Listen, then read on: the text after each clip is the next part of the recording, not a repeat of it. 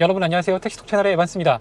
오늘은 제가 6개월 동안 IM에서 근무하면서 느낀 단점들을 말씀드리려고 합니다. 오늘 이 영상은 아마 IM에서는 싫어하는 영상이 되지 않을까 싶은데요. 6개월이 긴 시간이면 긴 시간이고 어떻게 보면 짧은 시간일 수도 있잖아요. 제가 IM에서 다 하는 건 아니지만은 그래도 그동안 느낀 점에 대해서 허심탄회하게 말씀드려보도록 하겠습니다.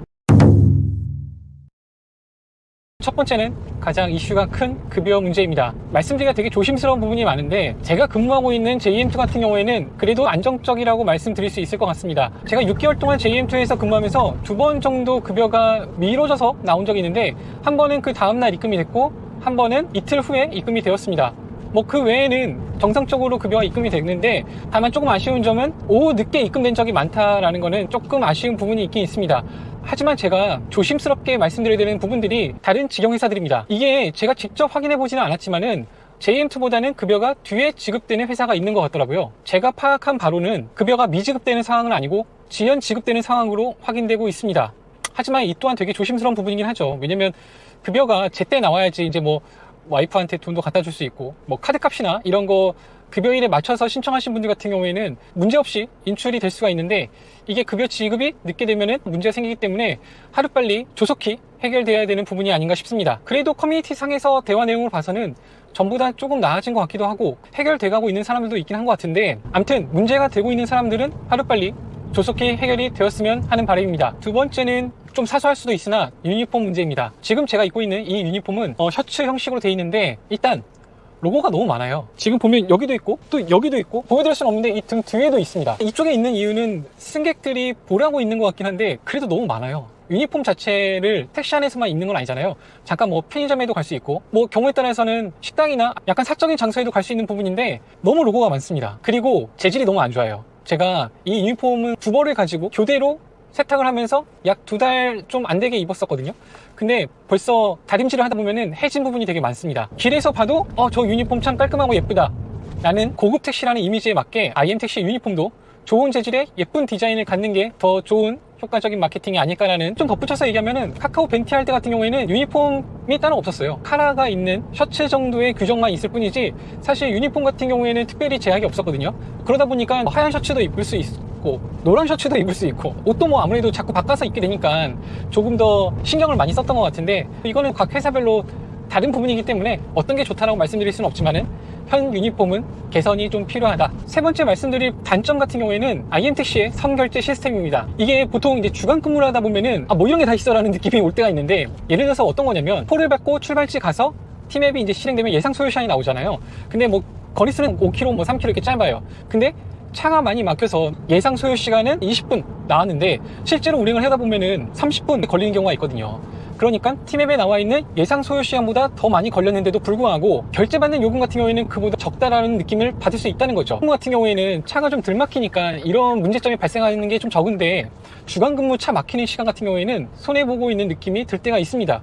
그리고 선결제 시스템 중에서 목적지가 변경되면은 요금을 재산정할 수 있는 기능이 있거든요. 근데 1km 이내에 목적지가 변경됐을 때에는 재산정 대상이 아니라고 나옵니다. 네, 그냥 1km 이내에 운행 같은 경우에는 무료로 운행을 하게 되는 건데 1km면 한 1,000원 정도 요금이 되려나? 차가 많이 막혀서 2,000원 정도 요금이 된다고 했을 때 사실 이거는 기사의 매출도 손해고 회사한테도 손해가 될 수 있습니다. 물론 변경된 목적지가 원래 키로수보다 적게 나올 수 있는 경우도 있겠죠. 근데 더 많이 나왔을 경우에 이 부분에 대해서 재산정 대상이 아니라는 거는 개선의 필요성이 있다. 네 번째 말씀드릴 내용은 진이 고객센터입니다. IM 같은 경우에는 주간에만 운영을 하고 심야 운영을 하지 않습니다.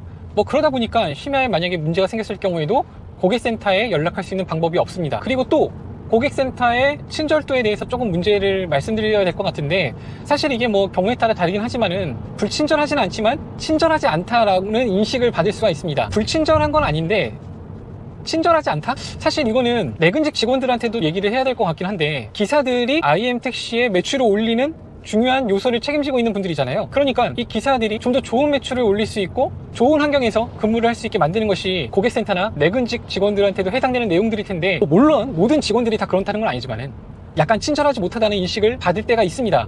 배차실도 그렇고 정비실도 그렇고 기사들을 직접적으로 대하는 부서 같은 경우에는 서비스 마인드를 갖는 것이 중요하다고 생각합니다.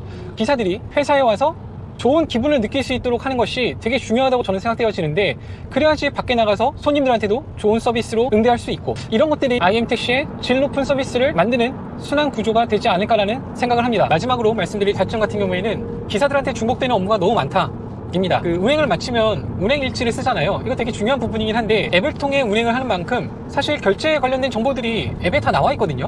근데 이 매출에 대한 내용을 운행 일지 페이퍼에 작성을 해야 되고, 그리고 회사 가면은 현금을 입금하면서 또 매출을 입력해야 되고, 그리고 이와 동일한 내용을 IM택시의 ERP 시스템이라고 앱상에서 기록하는 어플이 있는데, 거기에 또 동일하게 입력을 해줘야 됩니다. 그러니까 중복되는 내용의 업무가 세 가지예요. 운행일지 페이퍼, 현금 입금기, 그리고 ERP 어플.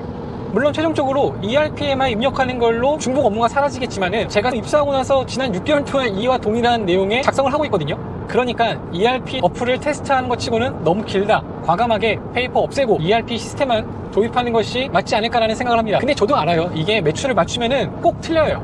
안 맞아요. 이 총 토탈 금액이 이상하게 안 맞아요. 그래서 이제 회사에서 페이퍼로도 제출하고, 현금 입금기에도 입력하고, 카드 내역도, 가스 영수증도 다 스탬플러로 찝어서 내야 되고 이런 거 저도 잘 알긴 아는데, 이거 안 맞습니다. 네, 계속 안 맞을 거고요. 그냥 과감하게 절삭한 건 절삭하고 해서 기사들의 중복된 업무에 대한 거를 줄여야 되지 않을까. 차라리 이 시간에 콜을 하나 더 운행하는 것이 더 좋지 않을까라는 생각을 해봅니다. 오늘 IM택시의 기사 입장에서의 단점에 대해서 몇 가지를 말씀드려봤는데, 사실 장점도 되게 많아요. 장점은 추후 영상에서 말씀드려보는 걸로 하고, 요즘 비가 정말 많이 내리고 있는데 무엇보다 안전운전하시고 비로 인한 피해 사항 없길 바라며 오늘 영상을 마치도록 하겠습니다. 감사합니다.